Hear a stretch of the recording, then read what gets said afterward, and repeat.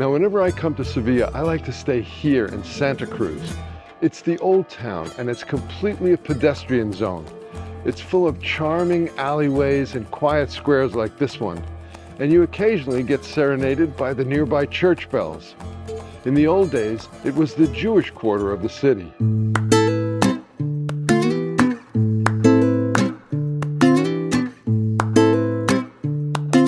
Now we're just outside the walls of the Alcazar, which is a marvel of Moorish architecture. But it's not purely Moorish architecture. There's a good bit of Gothic architecture as well. Because of the multiple cultural influences the city has experienced over the ages, no piece of architecture is purely one style or the other. They're all beautiful mixes.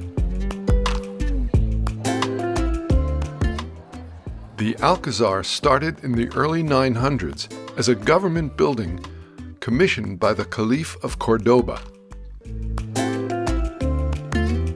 Later, it was expanded into a palace as well. One that is still in use today by the Spanish royal family.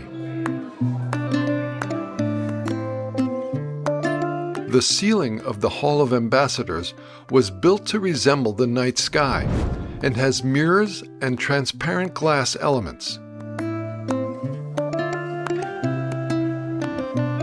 It took 5 centuries of construction to reach its current state.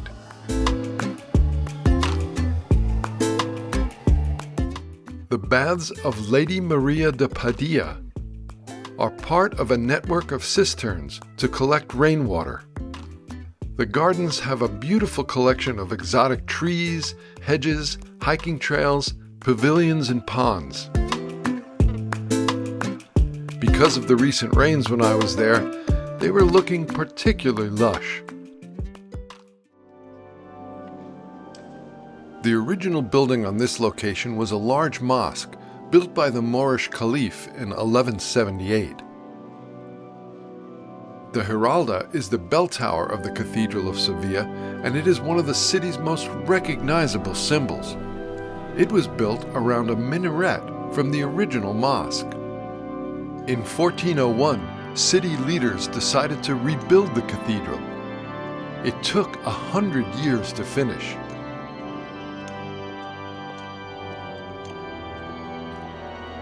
Today, the Cathedral of Sevilla is the largest Gothic cathedral in the world, and the 3rd largest church in the world, after St. Peter's in Rome and St. Paul in London.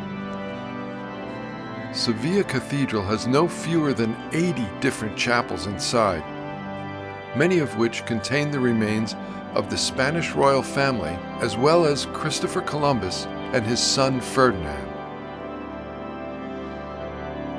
The original courtyard of the mosque lives on in the form of the orange grove in the center of the cathedral. The view from the roof is spectacular, but it was easier when I did it on my first visit back in 2008. Next to the cathedral is a building that holds the archives of the exploits of the Spanish Empire in the Americas and Asia, and it's called the Archive of the Indies.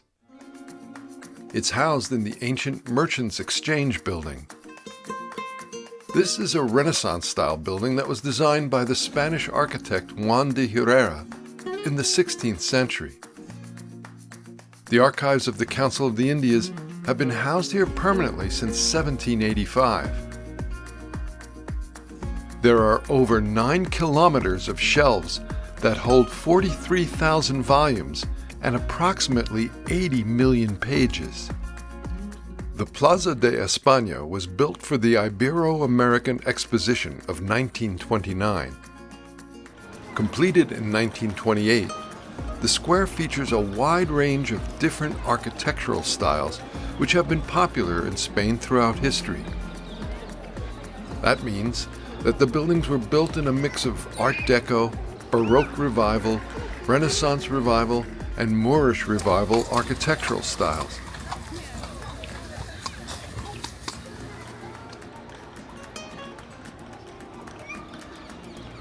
Today, it houses government agency offices, and has become so popular and is so expensive to maintain that, as of this filming, the Sevillian government is thinking of requiring an admission fee for the public to enter.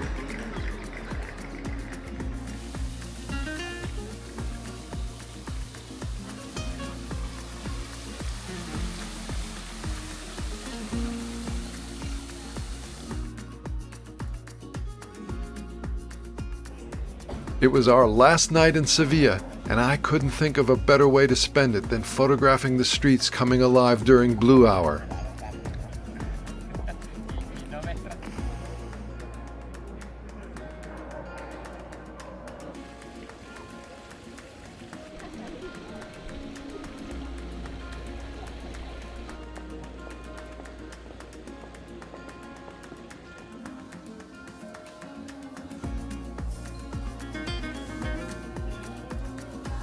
Having one more drink at a couple of our favorite bars, and enjoying some tapas.